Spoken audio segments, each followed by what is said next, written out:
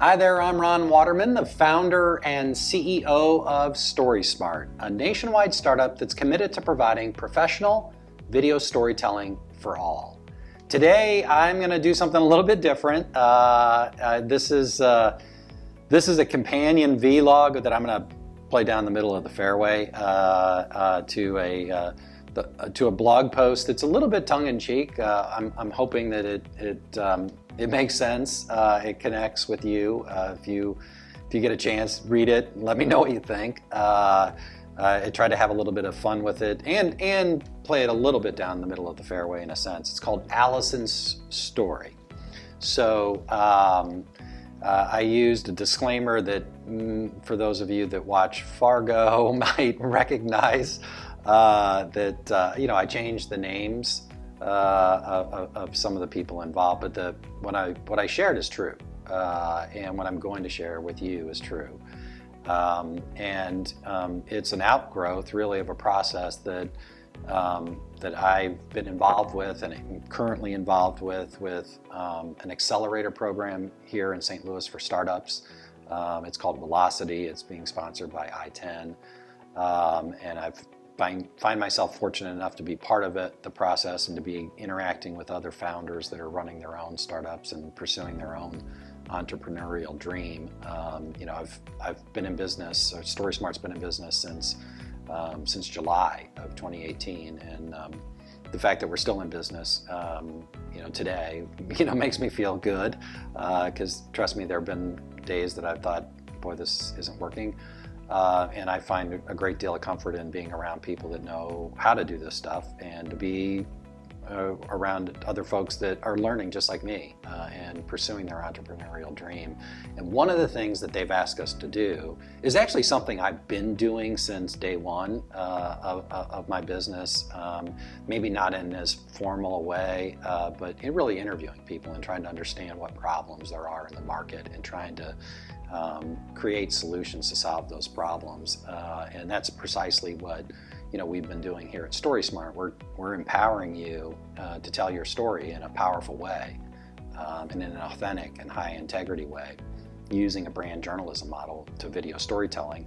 And the reason we're doing all those things is because the market doesn't have it. It doesn't exist. There's this gap between DIY video, or you grab your cell phone and good luck trying to figure it out, and hiring a very expensive production company to do a fancy video that really is kind of using an advertising model or a cinema model.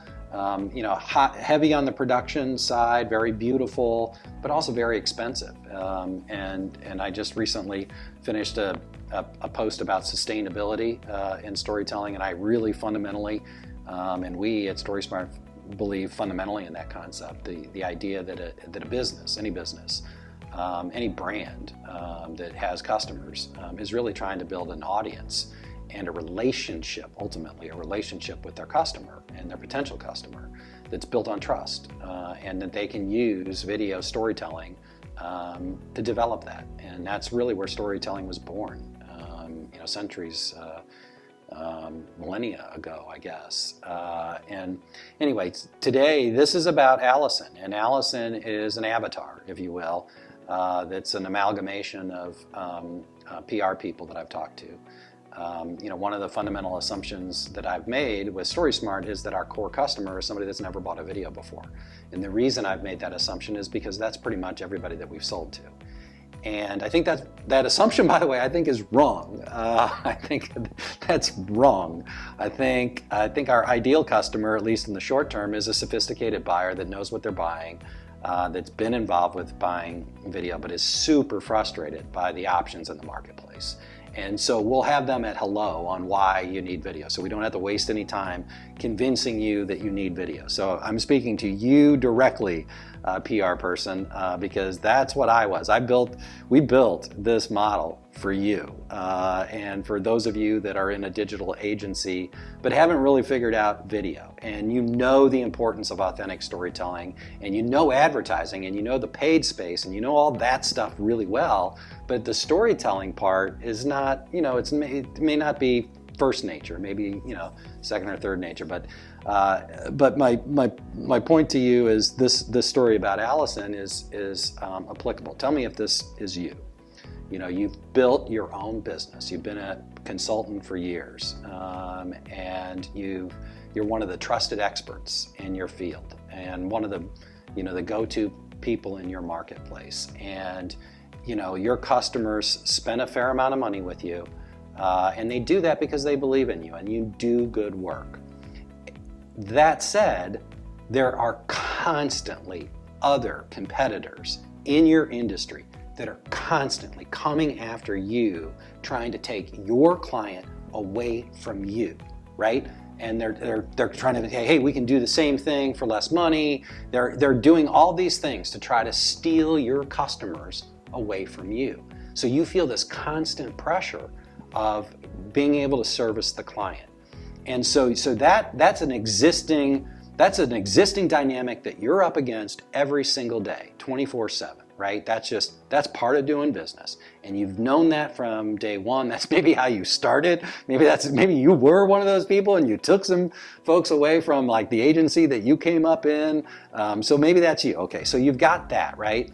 Well, then along, you know, like if you're a PR person, like in my lifetime, I've seen this massive change in how everybody consumes media. You know, it's not about reading the newspaper and watching the, 10 o'clock news anymore. People are getting their news off their device, right? They're looking online. They're looking at their cell phone, right? They're looking at their iPad. They're on Facebook and they're on YouTube, and they're not watching things live anymore. They're streaming, and the world has just changed in a massive way.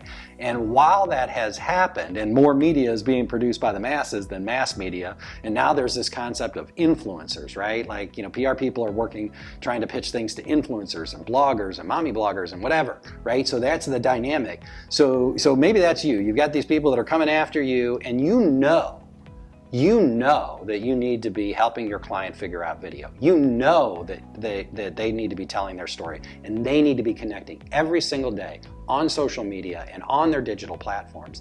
And you want a way to figure out how to help them, but you've struggled to figure out how to do that. The agency model, you may work with a half a dozen or more other video providers within your market, but but there's a deficiency with their model that you're always up against. And one of them is that it's so big, it's so expensive, and it's so time consuming for you to engage them that, a lot of times your project that comes in, it might be a crisis communication situation, right? You're having to hit go right away, and you're gonna help your client navigate a difficult situation. And you don't have time to go out and do a big production, spend a bunch of money, do a fancy slick video. And it might not work, right? So it doesn't work for that. And then you're like, you know what, skip that. We're not gonna do that. We're gonna do it in-house. My cell phone shoots 4K, I can do this. And you have a young staffer go and shoot something. And the last time you did this, it was a shit show. You shot the video, some of it was vertical, some of it was horizontal, and then when it came time for your young staffer to get the files off her phone, you guys couldn't figure out how to do it. The files were so big, and then you didn't have anybody that knew how to edit and turn it into something coherent, and so you took a grainy clip and you posted that, but it's not one of those things that you would feel comfortable charging your client for that work, right? Like it's just like, shoot, we just don't have that wherewithal in-house. That's why, a service like ours makes a ton of sense, right? Like the idea that, hey, StorySMART uses only experienced television reporters and journalist filmmakers. They're one-person bands. They have a small footprint. They're not going to come in with 20 people to do a video. It's just one person doing a video. They have this really cool process where you identify the purpose of the story, who you're going to interview, what's the headline of the story, what's the key message. It speaks to you because it's just what you're doing. You've already pulled the story together to pitch it to the media. Now suddenly you have the ability to engage a member of the media that works for you to tell your story. So it's a no-brainer, right? So at the end of the day, that's what it is. It's a reporter that works for you. and telling the story that you want using the exact same method that the reporters and the media that you're pitching your client's story to are using. So, instead of pitching it to the local TV station, you continue to do that, but you can tell your own story. And here's the beautiful thing about it. When you tell your own story and you do it using an authentic process, a high integrity process like brand journalism, the story connects. When somebody watches it, they stick with it and it speaks to them. And here's the most beautiful part of it from my vantage point. You own it.